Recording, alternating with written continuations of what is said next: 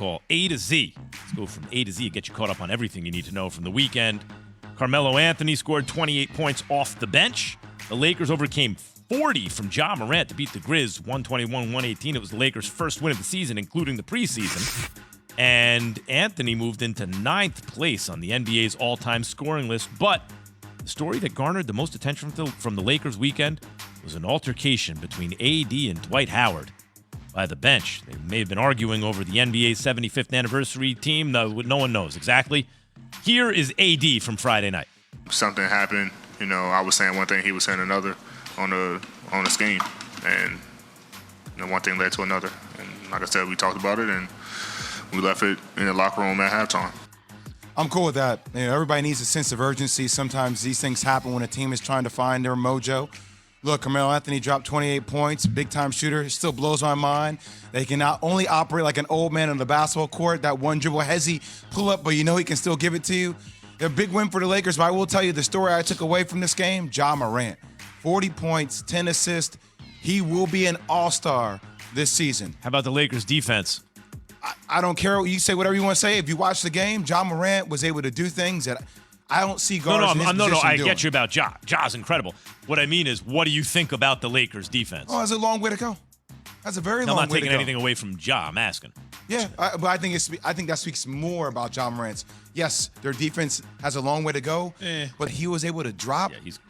It's scary how talented he is. Shoot it, got hops, Yes. got handles, got vision, got Bangs it patience over people, with can aggression. finish up and under. Yeah. His passing, all of it. He missed a free throw to tie the game, to send the game into overtime. So why were you laughing when I said I'm not? I'm just asking. No, I'm laughing at. He was talking about the defense, and I said, Yeah. But by the way, they got the DNA of a team that can play defense. Yeah, we're all right. Don't LeBron, worry about us. AD, Dwight Howard, Westbrook. These are guys who can play defense. All right. Caesars Sportsbook, guys, opened the Astros, who are back in the World Series for the third time in 5 seasons, as the minus 150 favorites over the Braves. The price has since ticked down to Houston 145 instead of 150, with the Braves listed at plus 125. Game 1 of the World Series is Tuesday in Houston. Here is ESPN Major League Baseball analyst Eduardo Perez on why the Astros are actually likable, despite just being 2 years removed from their sign-stealing scandal, which cost the Yankees and the Dodgers, in my opinion. All right, here's Eduardo Perez. You might not like the Houston Astros, but you love Dusty Baker. Yes. You can't help to root for the Houston Astros because of Dusty Baker. And there are fans out there that might say, I don't like him, I don't like the Astros, but Dusty Baker means everything. And a lot of people are rooting for him right now to be able to win his first World Series. He's back after 18 years of not having been to the World Series, the second longest tenure of all time to be able to wait this long.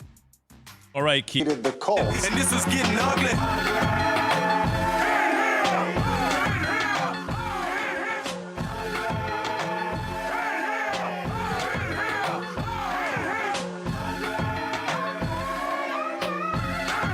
Good morning, everybody. Keyshawn, Jay, Will, and Max. Presented by Progressive Insurance. All guests join on the Goodyear Hotline. Here we are on ESPN Radio. What's going on, Key? What's going on, Jay? Need some positivity this morning, Max. Raise the voice. All right, Let's get into it. what you're hearing is not a lack of positivity, as you say. It's another competitive, like primetime game. They don't stop with the primetime games being competitive. And I'm bleary. You're an angry elf I this picked up my phone. I let my kid play Roblox on my phone because the little one doesn't have a device, right? The others are playing Roblox with him. Yeah, you can play that. So I get it back. I charge it. I see texts from everybody as usual, 100,000 texts on that text chain for the show. I texted Evan, I need sleep. These primetime games are killing me. Yeah, that's what you're supposed to be doing, though, man. That's It's your what I job. When you dreamed of having this job, you didn't dream of complaining about sleep. You just decided, hey, I'm going to do this. I'm going to stand in the mirror with my brush, and I'm going to get it done. Any job I dreamt of having, though, I was asleep. That's the point. I was dreaming. Yeah, you got to stand in the mirror, Jay. That's what great athletes do, Max. You train, you compete, and then you train again. The switch never turns off. You got to train your mind and your body to be able to stay up and watch it all the way to the last water drip.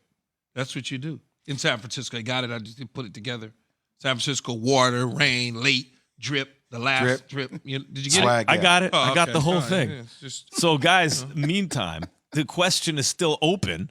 Who is the best team in the AFC? who is the best team It's in the AFC? Bills. I've been trying to tell y'all.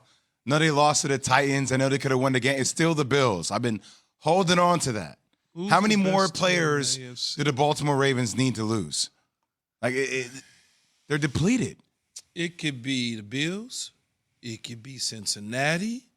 It could be Tennessee.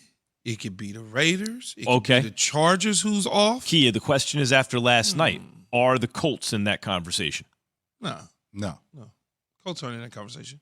They beat San Francisco in a monsoon. I mean, San Francisco is a good football team, not a great football team. And Indianapolis clearly is starting to get better. Carson Wentz is getting better. They're just playing better. We'll know about them when Tennessee and Indianapolis face off against each other, which is huge. But Carson Wentz has certainly come to the party. The Philadelphia Eagles don't like to see it because their draft pick will elevate if Carson Wentz struggles. I mean, and so, or better yet, it will elevate if he wins. They would like to see it. And he's doing a tremendous job. You can't complain about the way he's playing. He's winning, and I think that that's the key for Indy. But this really is about Jimmy Garoppolo last night. It's really about what the San Francisco 49ers look like with the investment that they put in to go up to get Trey Lance. Now, Trey Lance is sidelined due to injury. Jimmy G gives them the best option right now until they make a decision. But at the same time, this football team does not look like the team that a lot of people envisioned, Jay, at the start of the year would probably contend for the division. It would be the Seattles, the Rams, the Arizonas we all had in last place, and it would be the San Francisco 49ers would fight those three teams. I feel as if for the Colts, Jonathan Taylor's an absolute beast, rushed for over 100 yards again last night, and Carson Wentz showing you that rushing threat, being able to get the ball down the field, making plays. Frank Wright, a big-time play, I think it was 30-7 going in the fourth quarter. They decided to go for it by throwing the ball to Pittman. That's not what they've done in the past. He's either tried to run the ball or he's kicked the field goal. He decided to be aggressive. I like what I'm seeing from the Colts moving forward, but fascinating conversation about Jimmy G is I feel like he's a cog in the machine, whereas Trey Lance has a chance to be the engine that actually jumpstarts the machine. And watching Carson Wentz just having that rushing threat last night, knowing that Jimmy G is not a premium athlete, feels like he's a lot more one-dimensional, whereas with Trey Lance, you just feel, granted, the offense may not have a high ceiling this year, but it just feels like they have a lot more opportunity to grow with the attributes that Trey Lance brings to the table as opposed to Jimmy G. They haven't given Jimmy G outside of Kittle. They really haven't given Jimmy G a whole lot to work with, to be honest with you, because Deebo Samuel, Ayuk is. I mean, what is it? He was supposed to be. He was supposed to be the guy, but Deebo is not a one. Deebo's a piece. On this team, he's a one. But then you can't win with a Deebo being your one when he's really a 2-3 guy. Yeah, look, it's time for Straight Talk, brought to you by Straight Talk Wireless. Key mentioned it. Jimmy G was healthy enough to start. But listen to this. After the game, Kyle Shanahan was asked if Jimmy G would start next week, and this is what he said. I would guess so. I'm going to watch this tape and see if guys are healthy, first of all, and I know where our guys are at. It was good for Jimmy to be able to get healthy enough to play in this game today. I got a whole team to worry about. I'm not just thinking about what the quarterback situation right now. I'm going to evaluate everything, see where our team's at, see what gives us the best chance to beat Chicago, and see what our options are. I mean, that's what you go into each week, finding out your options. We had two quarterbacks who were hurt in this week. Jimmy was able to come back and play. We'll see if Trey can next week. Still not sure yet, but I got a lot of things to figure out. That was Straight Talk. Was it Straight Talk? Brought to you by Straight Talk Wireless. No contract, no compromise. Guys, here's what's so interesting about what both of you guys said, what we've been talking about, this whole situation. Right, Jimmy G is a piece. He was one throw away from winning a Super Bowl, all that. Trey Lance has the potential to be a much more dynamic player. But how do you develop him when you feel like you can compete, right? And you have a quarterback in Jimmy G who you can compete with. So once they fall, what is it, Key? Is it they need to kind of fall out of things a little to say, okay, to hell with it. We're going to start Trey Lance and develop him? Or is it that Trey Lance gives you the best chance to win when you believe that you start Trey Lance? I don't know that Trey Lance gives you the best chance to win. What have we seen from Trey Lance in a limited amount of time that makes you think that Trey Lance is the answer? The head coach there, Kyle Shanahan, was asked a question about Jimmy G being the starter. He said, I guess he would. I guess so. Doesn't know at this time because there's a lot to evaluate after the end of a game. For all he knows, he may go back in there and Jimmy G may have a bee sting on his elbow and it swells up the size of a grapefruit. So for him to say, yeah, he's my starter, I know that's what people want to hear. I know that they want him definitively after the game to be able to say, he's the starting quarterback going forward. Don't ask me that again. It doesn't work like that after a game, especially when I just lost. When I lost, I got a lot to evaluate. I guess he is going to be. I would guess so. Why would you ask me that question? Well, because you wouldn't ask that. Put it this way. I would guess so. I don't know. You just wouldn't ask that question on a lot of other franchises, right? Like with established it would just quarterbacks. be something known. You would know that the starter. We already know, though, Jay, that there's an issue at the quarterback spot because you drafted a guy to go up and get. But remember, there's injuries involved. So for me to go out on a limb after a game and say, yeah, Trey Lance is the starter next week, I don't even know if Trey's healthy. We barely rolled Jimmy out there broken up. Yeah, and Trey has that sprained knee as well. That's a subject.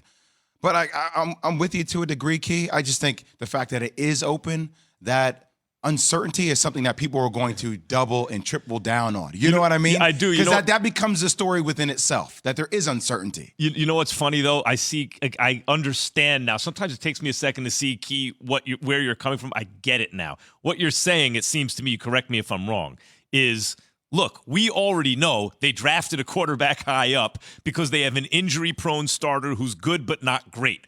And they're looking for a little more, and also he's injury-prone. So when the guy is coming off of injury and is not great, why? And the head coach answers truthfully, I guess, we all go, aha, you see that?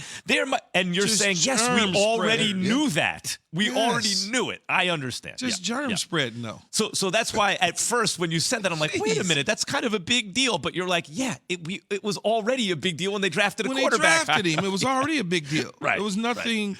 I mean, look, Jimmy G didn't play great. He did some stuff that made you go, what the hell are you doing? Couple things. But at the same time, it was a monsoon. It was how can you evaluate the quarterback in that situation? That's how we start the day. Start the day is brought to you by Indeed. If you need to hire, visit Indeed.com. Then there's another top 5 pick who's already making an impact. But does that mean he was the right choice? See that, Jay? I got that second cup of coffee in me. Now I'm ready. Jeez. That's next. Keyshawn, Jay, Will, and Max, ESPN Radio, ESPN2. Just show how good we can really get. There's still gas left in the tank for us. Is this team on pace to go to the playoffs, you think? I definitely